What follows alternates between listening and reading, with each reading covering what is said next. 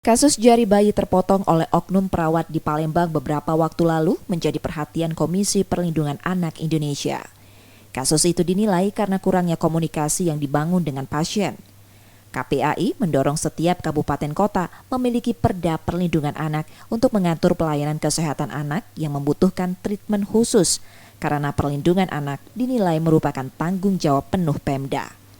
Tenaga kesehatan, khususnya perawat, juga harus dibekali pelatihan lanjutan untuk meningkatkan kemampuan dan pengetahuan dalam menghadapi pasien anak agar memiliki sensitivitas tinggi yang selama ini disebut masih minim.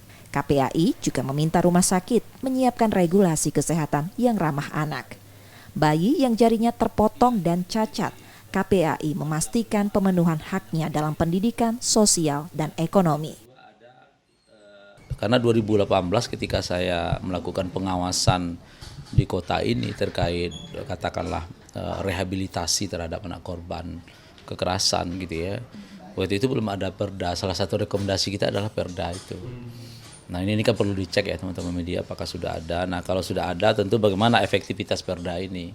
Karena di perda ini akan terlihat tanggung jawab penyelenggara perlindungan anak itu kan pemerintah daerah ya. Pemerintah daerah itu kan ada OPD ya, ada dinas ya, ada SKPD gitu. Nah, apakah OPD SKPD ini sudah berkoordinasi nggak untuk melakukan pencegahan, promosi gitu ya, langkah-langkah penanganan dan termasuk juga rehabilitasi gitu ya. Nah, kalau belum ada gitu ya, ini harus wali kota harus segera mensahkan itu gitu ya.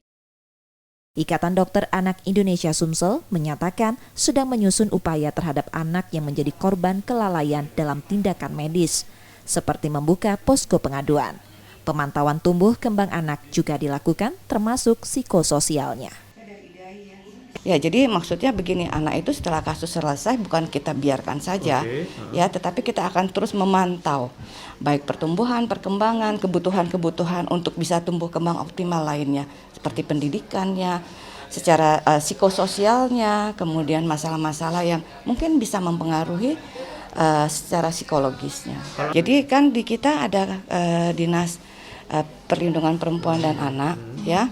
Di situ mungkin salah satu upaya kita untuk dapat merangkul hal-hal yang terjadi yang melibatkan tentang perlindungan terhadap anak, mungkin nanti akan dibuat satu posko. Fokus penanganan selanjutnya akan diteruskan ke Gubernur Sumsel dan diharapkan peristiwa serupa tidak kembali terulang. Menyusul kasus sama juga terjadi pada anak dalam pengobatan usus buntu. Reski Oktora, Muklas Diferensial, Kompas TV, Palembang, Sumatera Selatan.